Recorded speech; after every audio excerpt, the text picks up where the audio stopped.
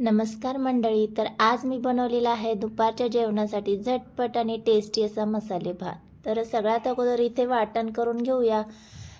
7-8 लसणाच्या पाकळ्या घेतल्या आणि भरपूर अशी कोथिंबीर करून थोडंसं पाणी घालून इथे मी वाटण करून घेतलेलं आहे. आता हे साईडला ठेवून देऊया आणि लगेच गॅसवर कुकर गरम करायला ठेवायचा. 2 चमचे तेल घालून घ्यायचं. असेल नसेल तेवढे खडे मसाले यामध्ये घालून घ्यायचे. जिरे घालून घेतलेले आहेत. छान सगळं तडतडलं की 2 कांदे उभे चिरून घेतले, ते 2 मिनटं परतवून घ्यायचे आहेत.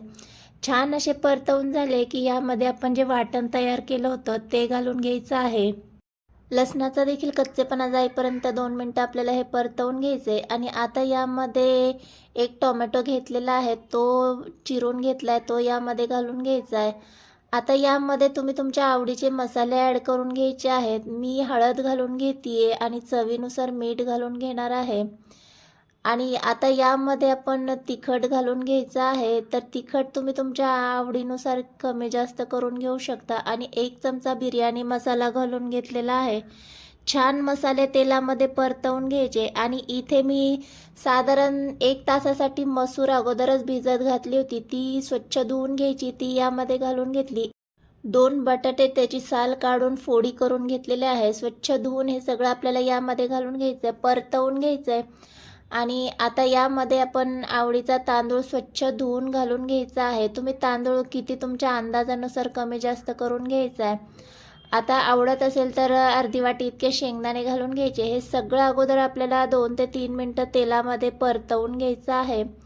छान परतवून झालं की जेवढा तांदूळ आणि मसूर घेतलेला आहे त्याच्या दुप्पट यामध्ये आपल्याला पाणी घालून घ्यायचे. छान एकदा मिक्स करून घ्यायचे. आणि सर्वात शेवटी यावर आपल्याला तूप सोडून घ्यायचं आहे. तूप आवडीनुसार घालून घ्यायचे. नसेल आवडत तर नाही घातलं तरी काही हरकत नाही आहे. झाकण लावायचे. मीडियम गॅसवर आपल्याला कुकरच्या 2 शिट्ट्या करून घ्यायच्या आहेत. 2 शिट्ट्यामध्ये आरामात भात शिजला जातो. तर आता कुकर बऱ्यापैकी थंड झाला की झाकण काढायचे आणि पुन्हा एकदा या भाताला मिक्स करून घ्यायचं आहे. कारण कधी कधी भाज्या वगैरे ज्या आहेत त्या वरतीच येतात. तर थोडंफार गरम असताना छान मिक्स केलं की एकजीव छान होतं. गरमागरम मसूर भात इथे मी दहीसोबत सर्व केलेला आहे. सोबतच पापड देखील घेतलेला आहे. तर आजचा झटपट तयार होणारा दुपारच्या जेवणासाठी उत्तम असा मसूर भात तयार झालेला आहे.